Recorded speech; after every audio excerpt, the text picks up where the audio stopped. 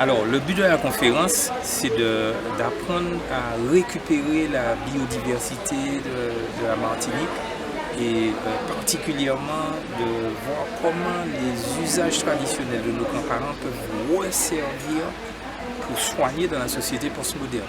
Et surtout dans une ville comme le Robert qui sera certainement impactée par une catastrophe, genre tsunami, cyclone, etc., où il est impératif que dès aujourd'hui, il soit construite des zones de repli tsunami et surtout autour de ces zones de repli soient positionnés dès maintenant des jardins, ce que j'appelle des plantothèques d'urgence qui vont permettre à la population de se soigner sans avoir besoin d'ambulance ou du système académique qui, on ne sait pas dans le cas d'une catastrophe, quel sera l'état de ce service. Est-ce que les hôpitaux seront toujours debout?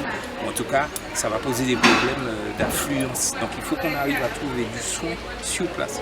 En fait, c'est tout simplement ce que faisaient nos grands-parents, le jardin créole. Ils se soignaient avec des plantes de leur entour. Donc il faut qu'on apprenne à récupérer ces savoirs-là.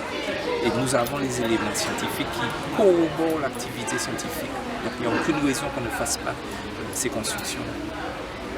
Nous avons décidé d'organiser cette matinée autour de la pharmacopée avec la participation du docteur Noussin qui tient ce matin une conférence sur la pharmacopée. Donc on pourrait imaginer un jour la Martinique après un désastre, imagine un instant qui est un tremblement de terre et que nous n'avons aucune plante, aucune entreprise ne peut nous fournir des médicaments. Il nous faudrait un jour organiser la résistance. C'est une manière pour nous dire quelles sont les plantes qu'on aura besoin le plus en cas de catastrophe, mais aussi des plantes dont on aura besoin pour nous soigner de manière générale, pour tenter à supprimer tout ce qui est médicaments chimiques.